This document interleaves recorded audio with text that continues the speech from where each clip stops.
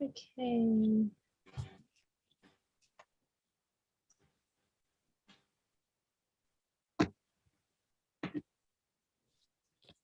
Almost there. Sorry. No, you're fine.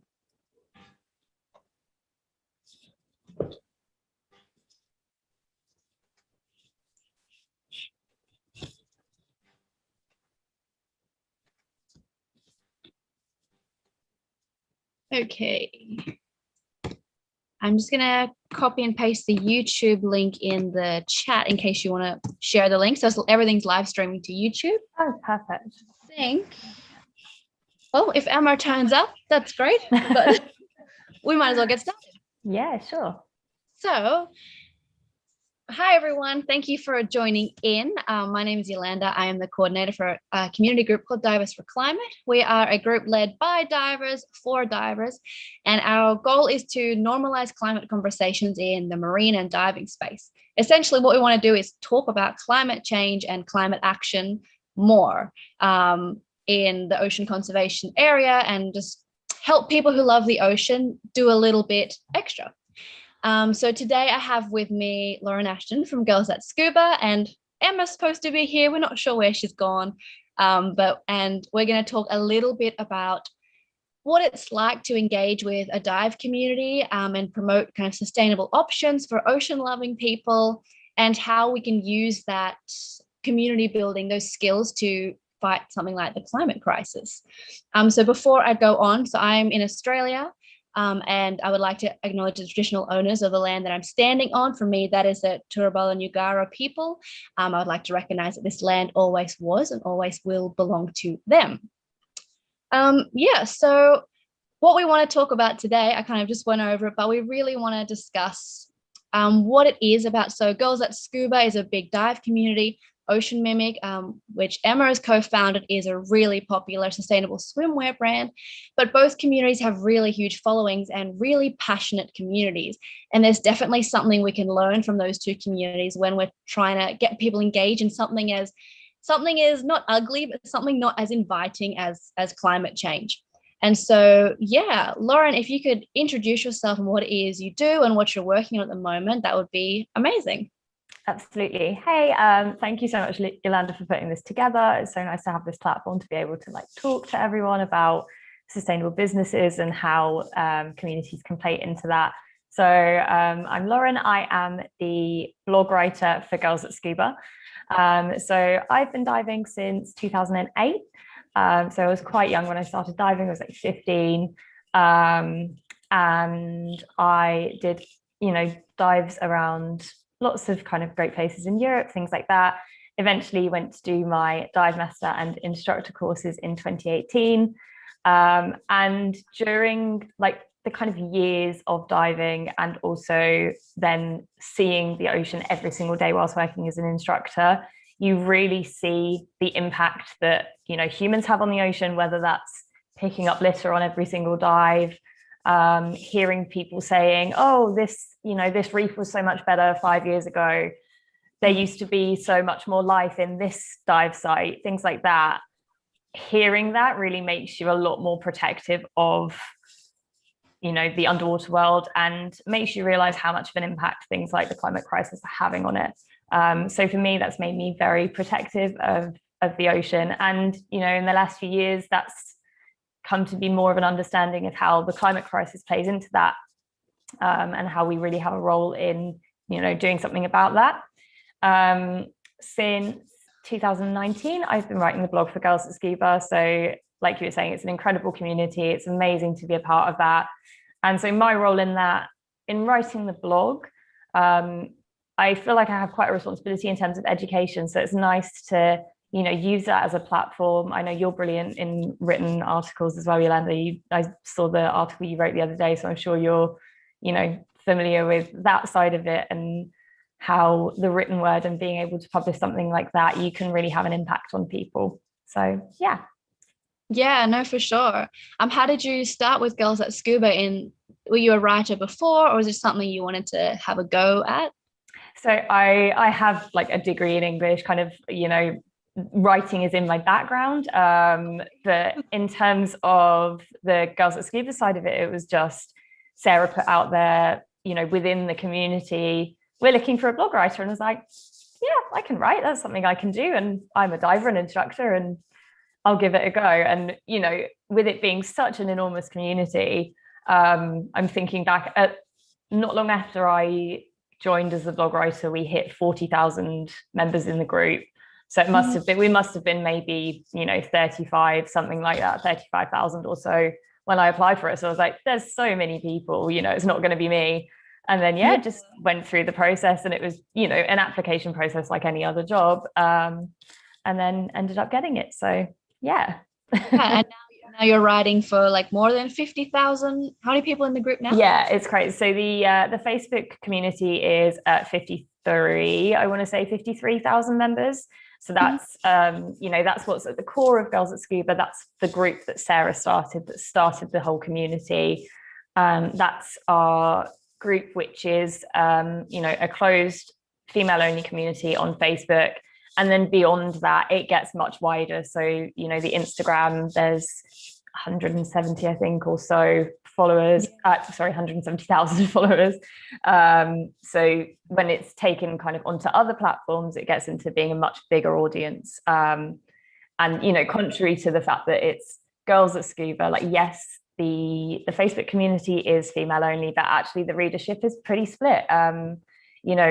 Keep looking at the statistics on the website, it's always actually fairly even in terms of male and female. So it's something people are always like, oh, it must just be women, but it is quite split, which is really nice. So yeah, that is something about that community building that just brings everyone in, I guess. Yeah, absolutely. Makes such a nice space for that to happen.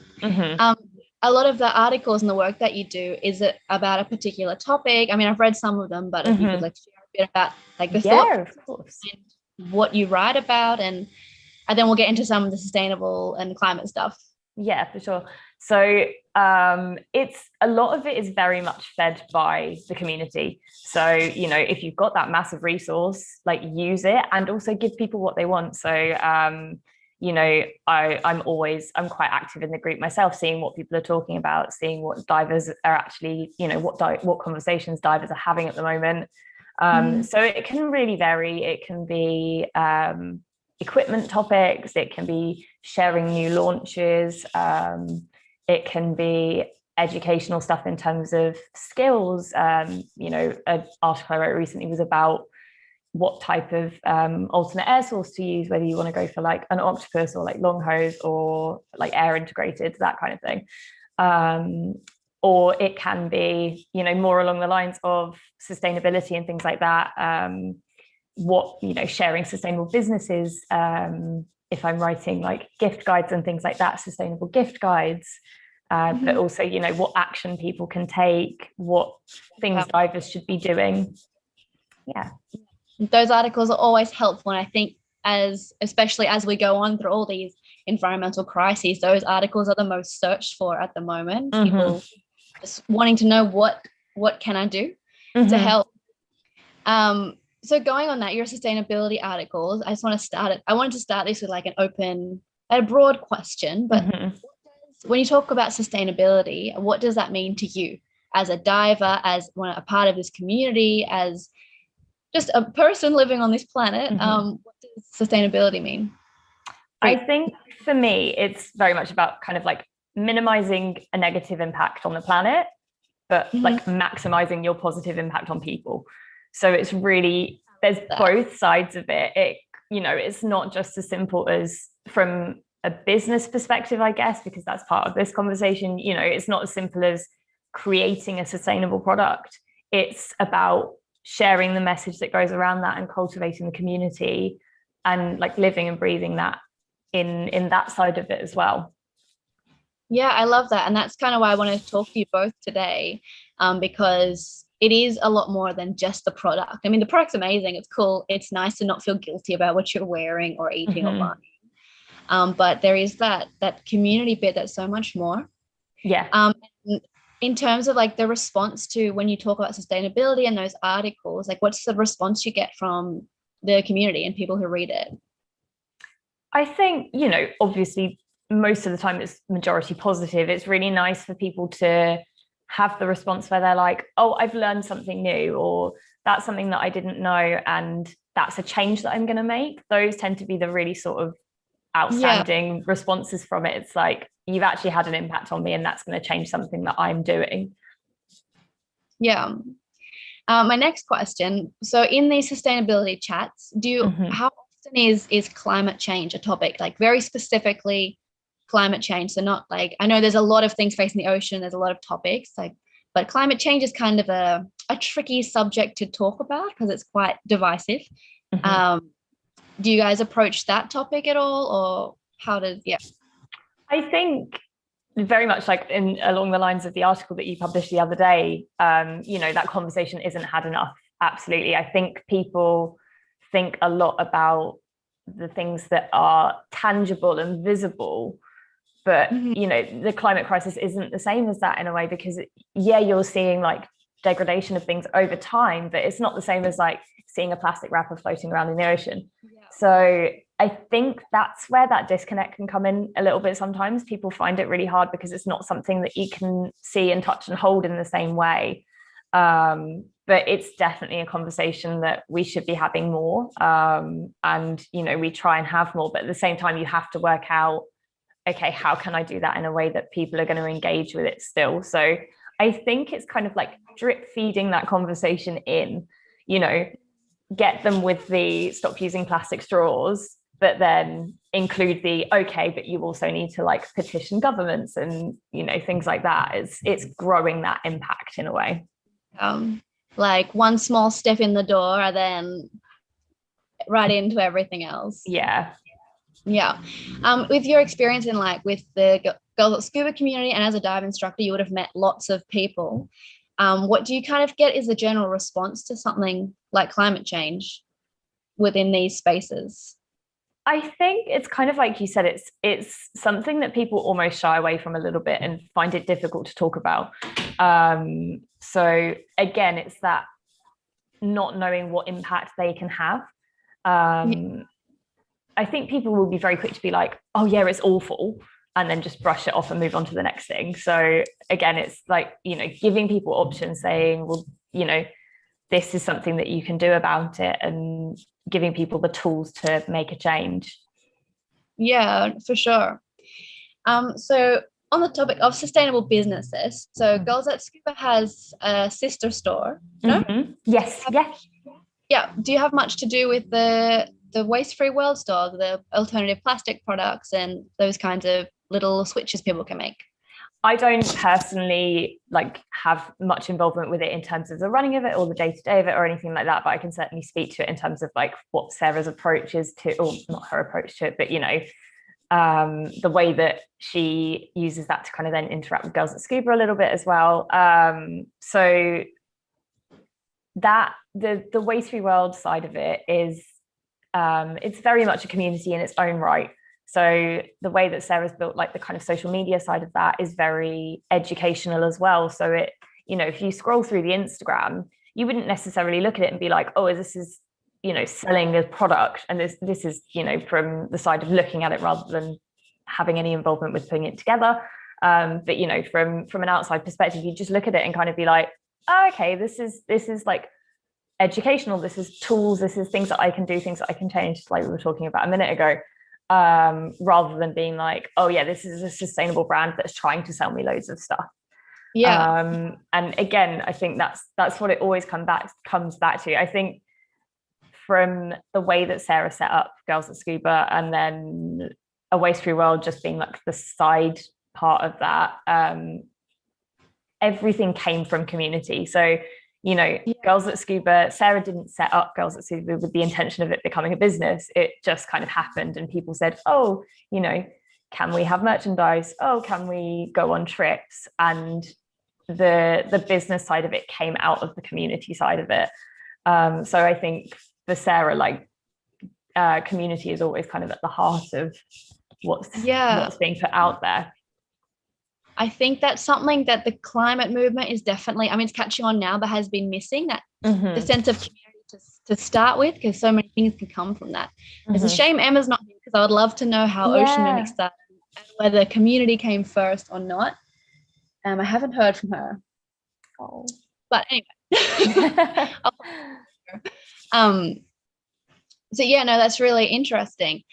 You said before that when you write like articles and you kind of interact with the community, it's quite responsive. Do you think, trying to get my question right here, that kind of interaction with the community is important in getting people to do stuff later on down the track? Definitely. I think, sorry, go on, go ahead. No, I was just going to say, like, that opening that kind of dialogue, I guess, and building some kind of trust with the community first. Like, do you think that's an important thing to have if we're going to tell people later to go and sign petitions and vote for these people and start building this climate movement? Yeah, absolutely. Because I think it's about building that relationship and building that trust with people. And also like a certain element of accountability. So, you know, from businesses' perspective, sorry, that's my cat.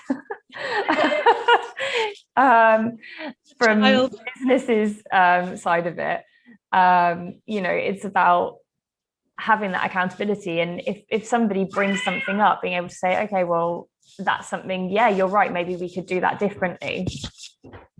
Yeah.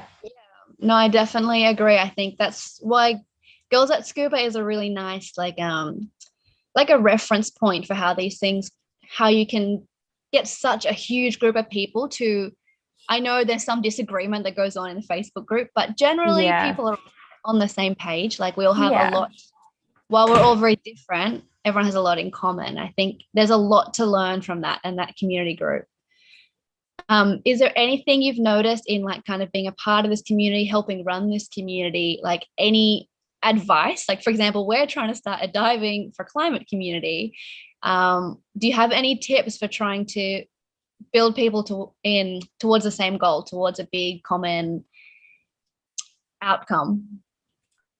That's a tricky one. I think it is, you know, like we were talking about a little bit before, it is about giving people action that they can take, and having those like maybe small ways in that then can build into bigger things. So giving people steps, giving people a progression of the change that they can make. But in terms of the community side of it, I think it's about offering a space for people to have those conversations. I think that's why the Facebook group side of it works so well, is because it's somewhere where people can put forward a question. And it's like you said, there are a lot of different opinions in there, but ultimately people will find that common ground, and they'll find, you know, yes, we perhaps don't have the same like political views, but we all still want to protect the ocean. So it's and you know, you with Divers for Climate, you know, you've got everyone's there because they're a diver, so they want to protect the ocean. So it's the same kind of thing. You've got a common goal. I think that's really important. Yeah. Do you think there's something in diving specifically that draws people, or could it be like a female group for, I don't know, I can't think of anything right now, building? or like, do you think it's some draw about diving specifically that makes these communities quite close? I think because it's a little bit more of a like different thing, you know, it's like you said, we've met each other, we've bumped into each other. It's a very close-knit community in a way, and everybody, you know, it doesn't take long for you to be like, oh yeah, I know that person within the dive world. So I think it being such a tight-knit community in the first place kind of feeds into that a bit.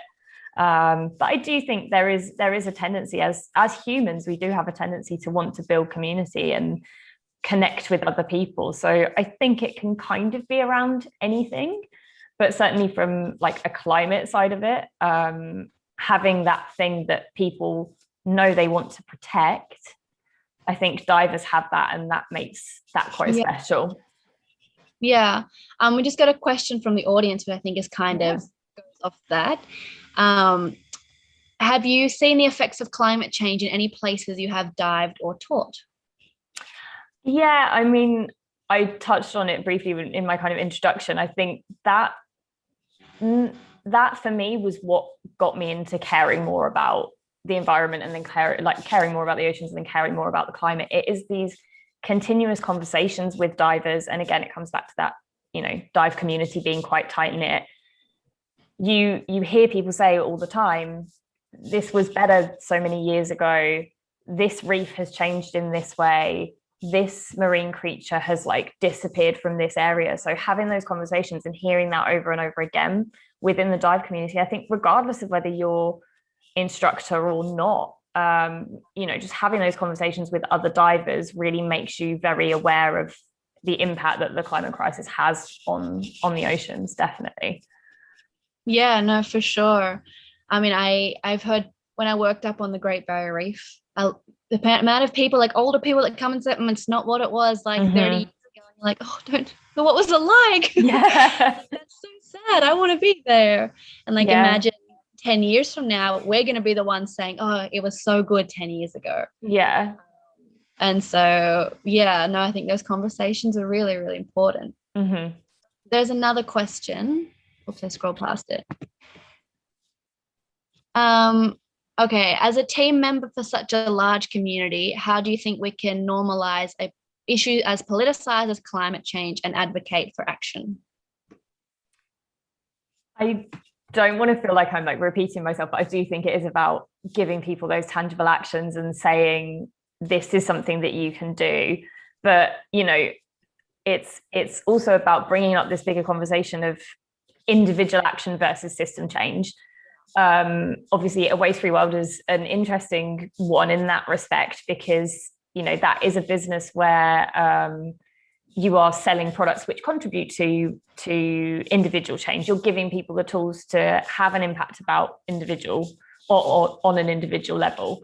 But it's not just about carrying your reusable cup all the time. Obviously, those things on an individual level are amazing.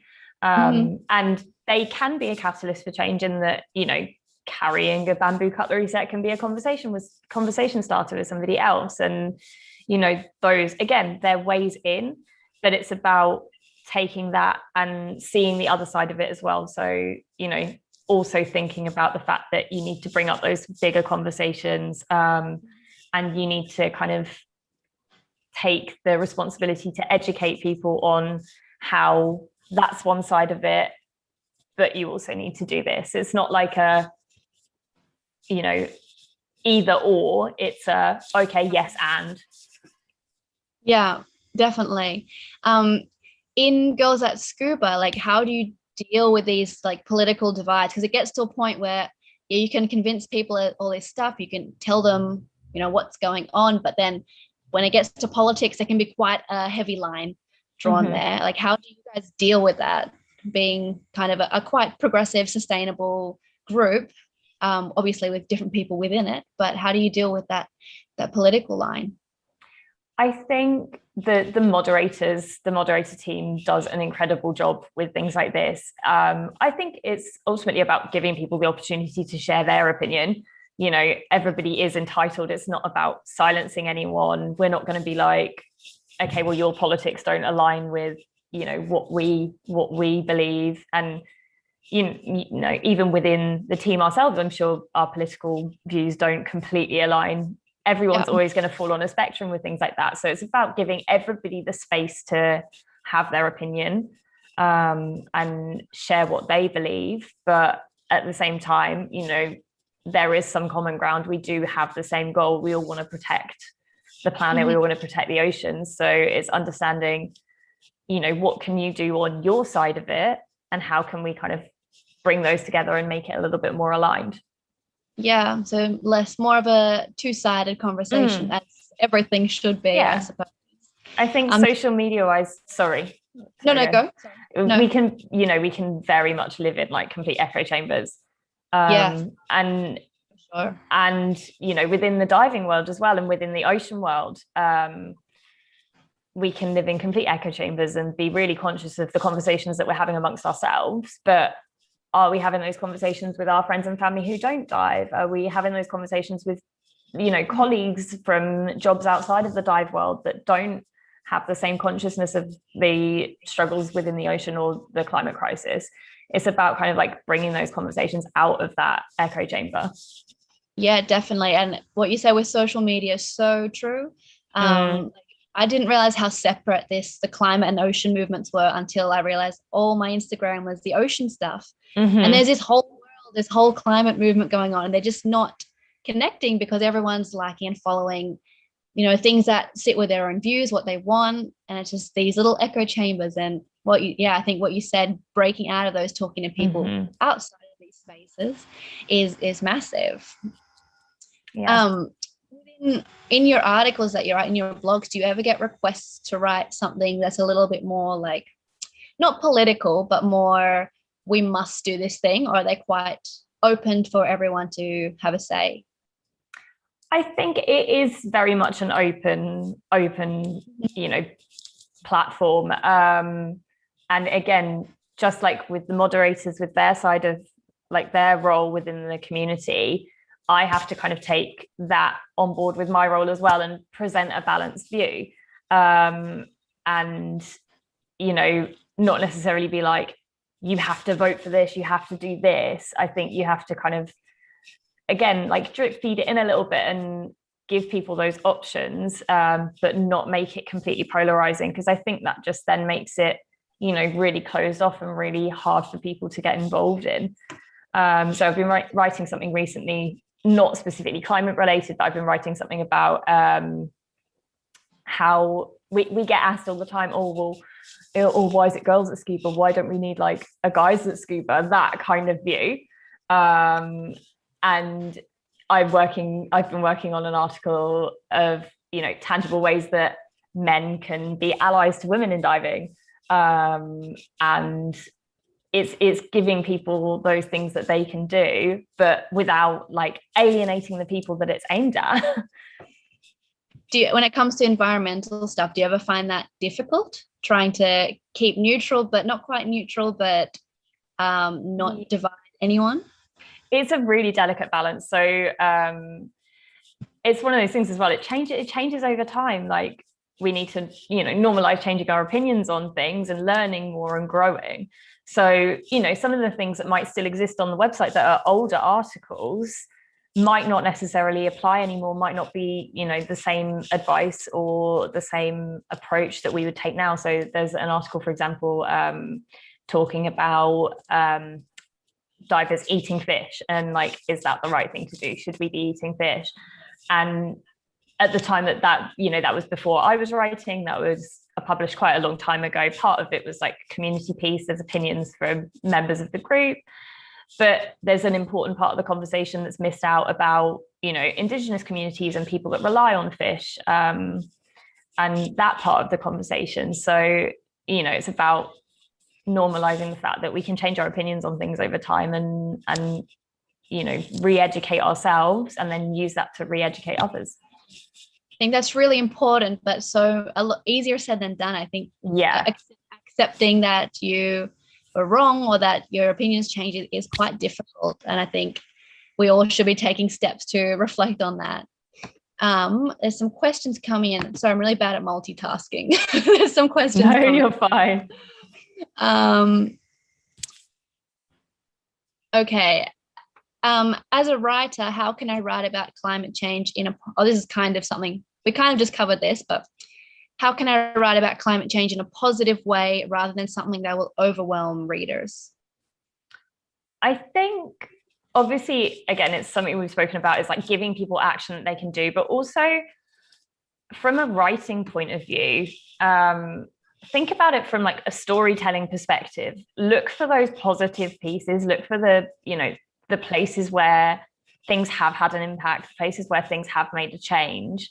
Look for those positive stories and then focus on that. I think it can be very, very doom and gloom with climate conversations and ocean conversations, and it can get really overwhelming. And eco anxiety is a real thing, and people do really struggle with that. So yeah, finding those little bits of positivity, stories of places where maybe a coral restoration project has had a great impact, places where some kind of marine creature has returned that hadn't been seen there, and it's a certain species is thriving because of something that's been done. Find those little bits of positivity, I think, and really focus on that. Yeah. Do you think more positive do you think positive stories are better motivators than those negative stories that make people go, oh no, like we're ruining everything? I think it's having a balance of both. I think we do need to, we're right to be concerned. It is important that people know that this is like, a crisis is the right word. But yeah, having that little element of positivity, I think, shows people what they can do and what a change can be made. Yeah. Awesome. Another question. We also did kind of chat about this. Why do you think climate change as opposed to plastic is less popular in the marine space? Like we talked before, it's because less visible, it's less, you don't really feel it as emotionally, like especially when you do see plastic bags floating past you on a dive.